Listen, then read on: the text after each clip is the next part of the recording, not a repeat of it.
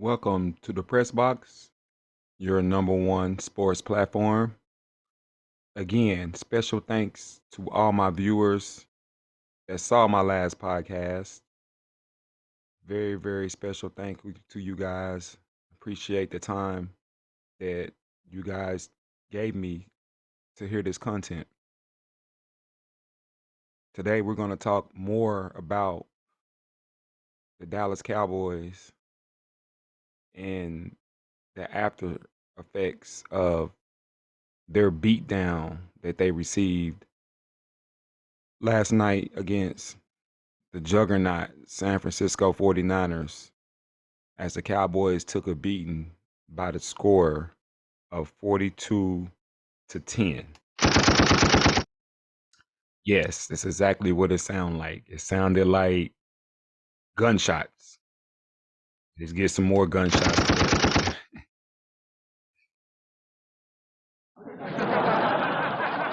So, what we're gonna do first, before we actually get into the meat of the show, I want to make sure that you guys go ahead and give me a thumbs up, and go ahead and click the subscribe button so you guys can receive all of our content as we release this good information. So we're gonna start off by listening to Stephen A. Smith and Shannon Sharp as we get their take on what do they think the Cowboys need to do. Moment, please.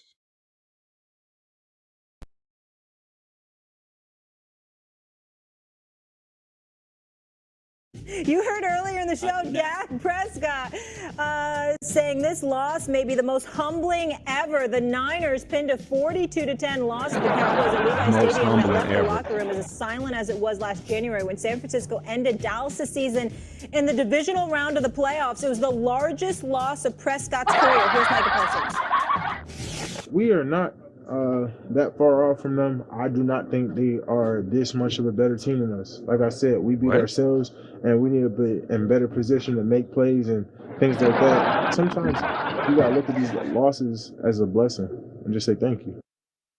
All right. It's very funny stuff. After three, go ahead, Shannon. We beat ourselves, so the Cowboys were playing themselves yesterday. We're not that far off. 42-10? 42-10. That's far. That's like Jupiter to Neptune. That's how far that is. Y'all not close. Y'all were in the park. What park? Yellowstone? Yosemite? That's the only park y'all in. Yosemite. Shannon, I didn't know you were this funny because you were always on TV when I was on TV at the same time, and I'm really just appreciating your greatness. Him and Kendrick Perkins. Shannon, I didn't know this about you. I'm sorry about it. No, I mean, don't apologize. I'm We love it. We love it. I never got to watch your show because I was always on TV at the same time. Well, thank you. But I'm listening to Michael. He says we're in the ballpark and we're close. And I'm like, what? Were you at that game last night? Were you involved? You think you're close to the 49ers with the way you played last night? Shannon, I think you're being unfair to Micah Parsons. I don't think you're taking into account the level of contamination that has afflicted him.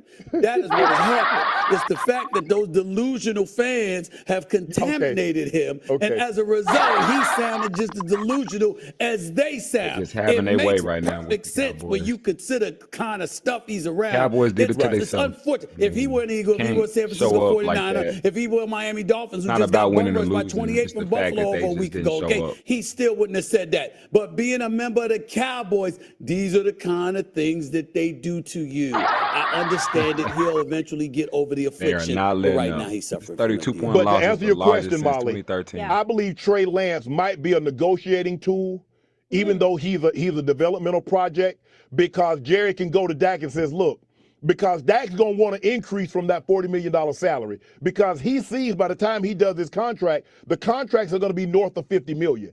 And Dak's going to want to increase. So Jerry's going to say, Dak, I don't understand how you think that we can give you an increase to $50 million when you haven't delivered us further than the playoffs than you did as a rookie. Might be the last year. I need more. In order for me to give you more, I need you to bless me by giving me more. So I think that's a negotiating tool. But I know Jerry loves the guys that he drafts. He drafted Dak Prescott, but Trey Lance. And I'm going to turn it over to you, Dio. I want Dio to go to this. Stephen A., did you hear, Trey Lance has been a great addition. He can tell us if Trey Lance knew the damn plays, he'd still be in San Francisco. That's why he's in Dallas. Yeah. How would he go help you? All right, so tell me this, because I just heard you real quickly. So after his 3-interception game, you're saying Dak's done in Dallas? Let me tell you why I feel this way.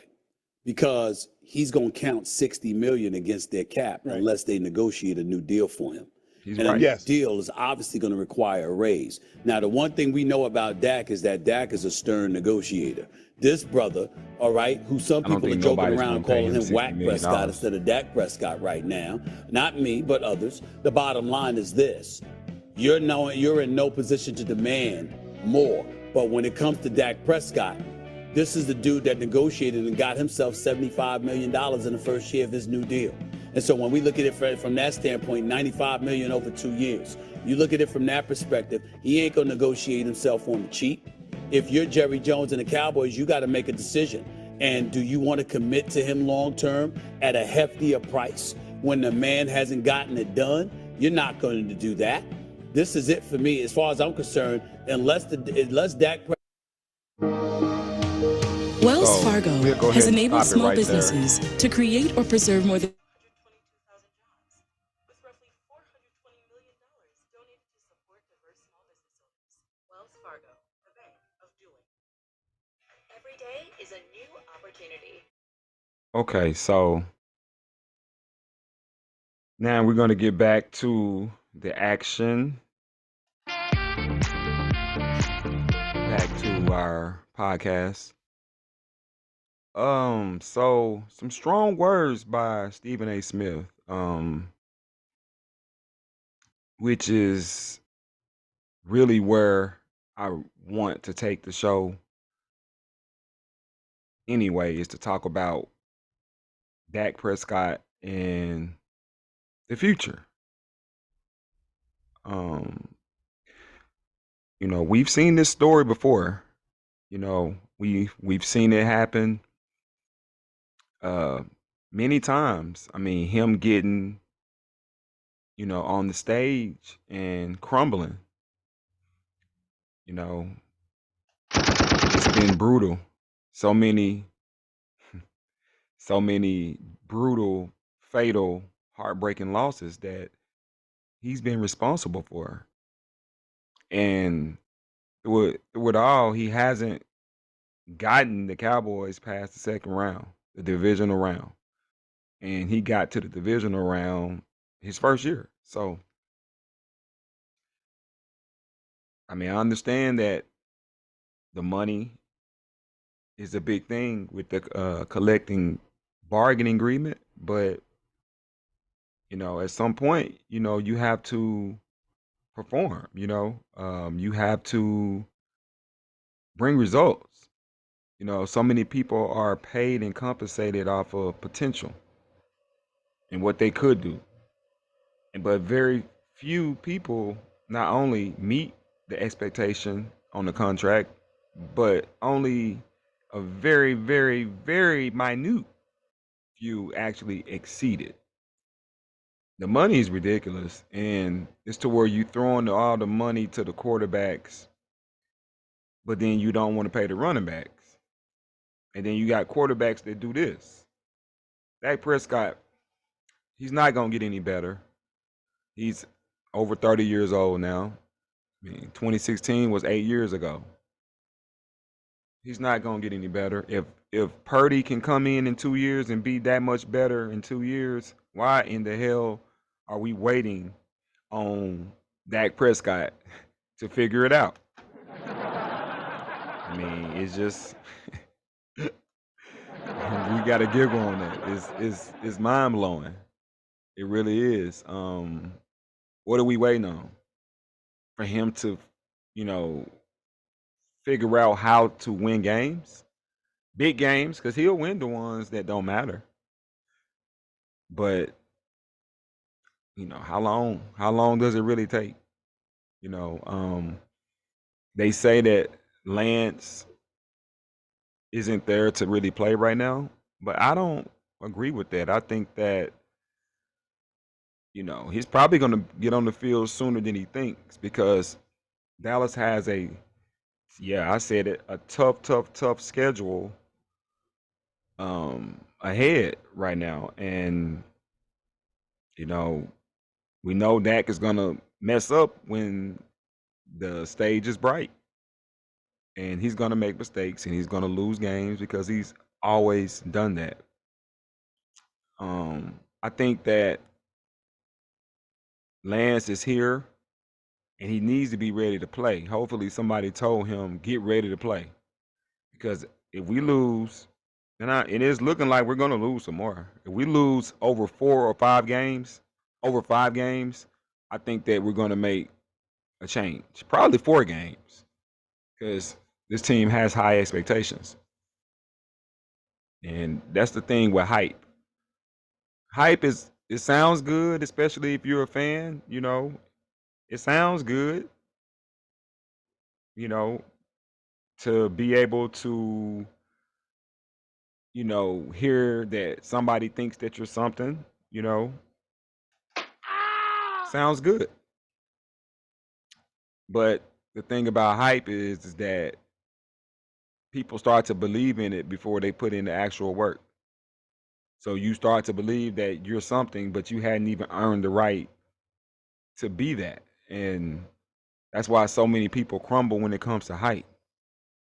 Because the media, they are the sneakiest people out here. They will build you up a lot of times prematurely. And then whenever you are at your lowest, they'll jump on you. They'll shoot you down. They will. I mean, they will assassinate you.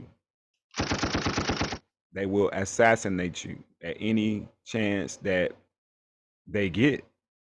So they're not your friends just because things are going good. People tend to trust the media and they like the media when they're talking good, but the moment you mess up or make a mistake or don't uphold that standard, they will shoot you. You like that sound. But I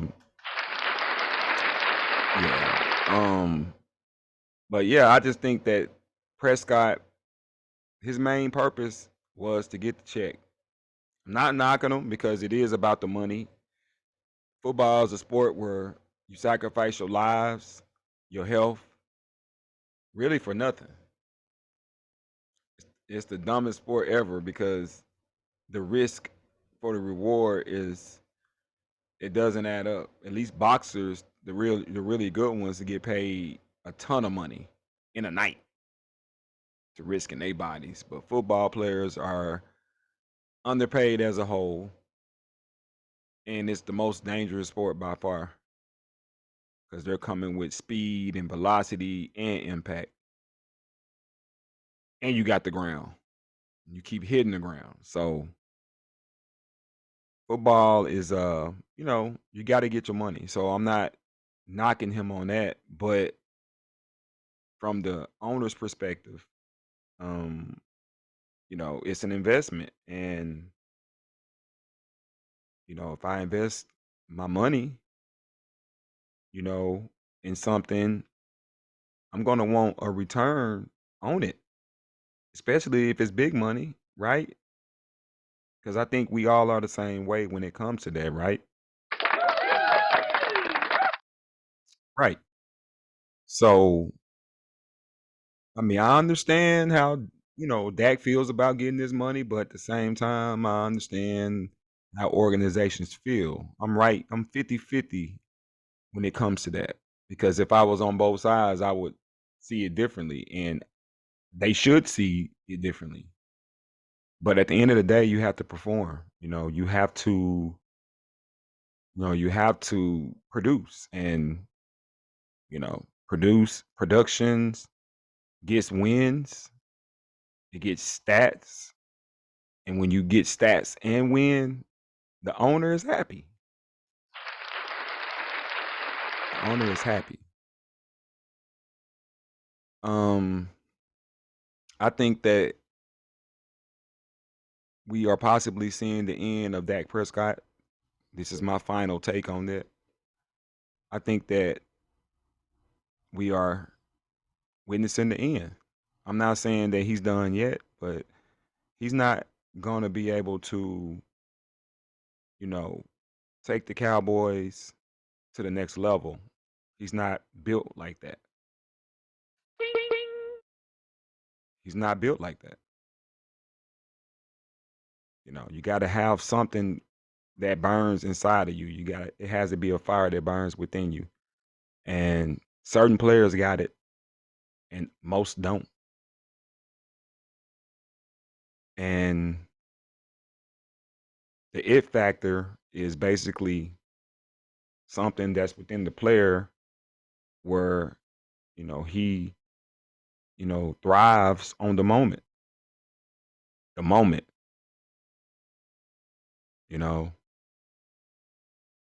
The moment comes and you play better than what you normally do. Like all the greats always do better when it's a big game than they do when it's a normal game, because what's inside of you, it makes you focus. It makes you more focused, and you pay attention to detail, and you're more mentally prepared, and everything works when your mind is into it. So the gamers rise to the challenge. He's not a gamer. He's an average quarterback that really was a running quarterback. He was a running quarterback in Mississippi State and didn't really even know how to throw the ball. I mean, I was surprised that he was even being looked at as a starter, but I know that Tony Romo got hurt that year. And he did a lot. I mean, he definitely played well, but he wasn't trying. The offense wasn't on his shoulders then. So he's never been that type of quarterback, but he accepted doing less rather than doing more. And that actually made him play better, because the running game actually in the line of scrimmage was what was carrying the Cowboys then at that point in time. But, we've seen the same story every year. Dak talks a great game. He talks a great game. He does. Every year, he makes you feel like, hey, man, we figured it out and we're going to win. He has. He has that ability. He's very charismatic. That's why he is starting, because he has a tendency to make you feel like that he's in control until you actually see what his actions do. And me being a Cowboy fan, I'm tired of it. I'm tired of it. I can't take anymore. Last night, when I watched the game, I just sit back. Normally, whenever I'm really like into the game and it's a big game, I sit closer to the TV.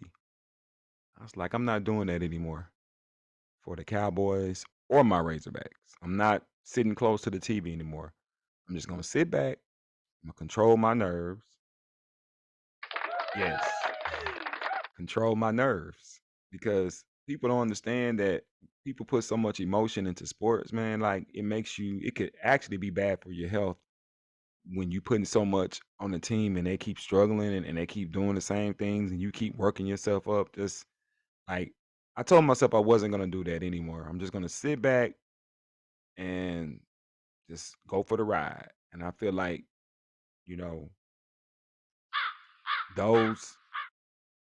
those who can control their emotions the best, you'll be fine. Ride out the highs. Don't get too high. When we was blowing everybody out this year, Cowboys, we were 3-1. I wasn't jumping for joy. I wanted to see the San Francisco game. And that's exactly what we got.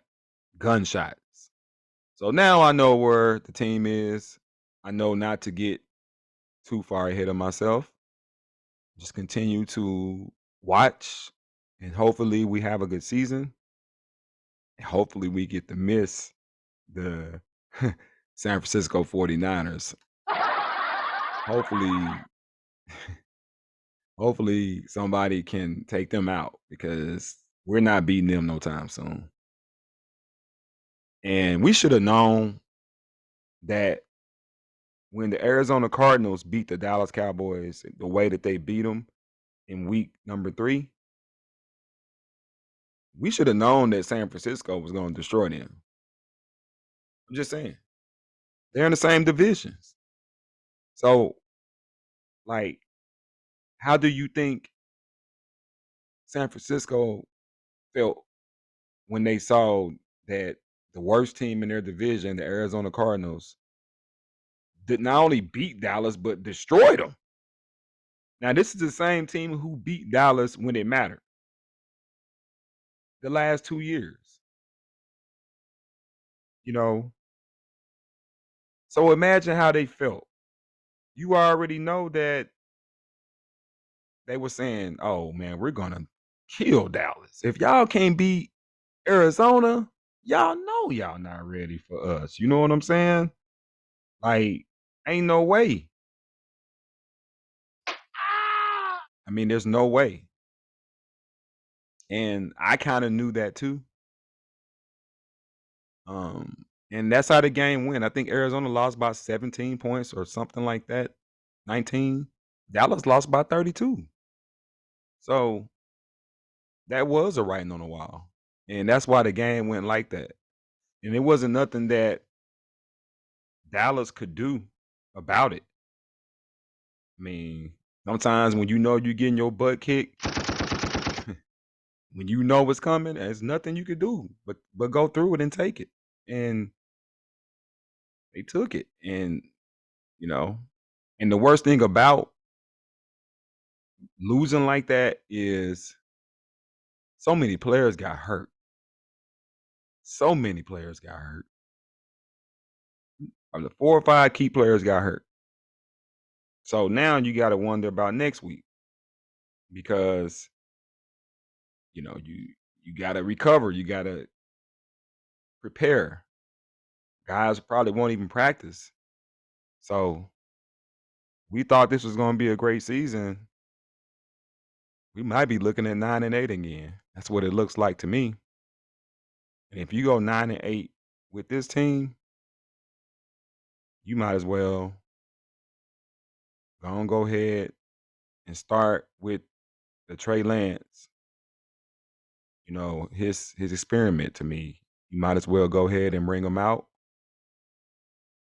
because at the end of the day, you can get the same result. You can get the same result playing a guy like that who probably does have the it factor in him, but hasn't had the opportunity. So it'd be interesting to see, you know, how this season unfolds for the Dallas Cowboys, because if it goes the way that it looked last night, we will have officially saw the end of Dak Prescott.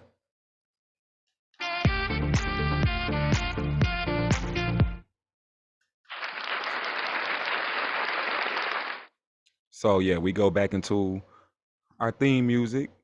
So that's our show for the day. Just had to kind of go inside of this loss one more time. Wanted to share what Stephen A. Smith and Shannon Sharp said about the Cowboys. I thought what Stephen A. said was very informative about what he thought or think is going to happen in the future when it comes down to contracts. There's no way Dak is going to get an extension. And Shannon Sharp is hilarious. I mean, Shannon Sharp, I mean, that's the one thing That's the one thing that First Take, Undisputed is missing is the laughter. The laughter that Shannon Sharp brought. I mean, he did bring that. I'm not saying that Undisputed still is not doing well. It's different, you know. But yeah, I just wanted to share those 2 things, 2 points that both of those guys had to say about the Cowboys. And before we close the show, make sure you give us a thumbs up.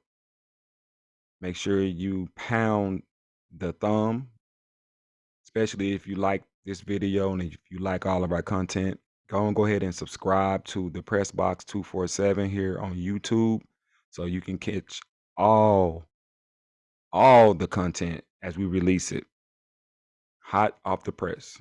So that being said, we'll go ahead and we'll close this show out. And thanks to everybody who watched our video. And until the next time, take care.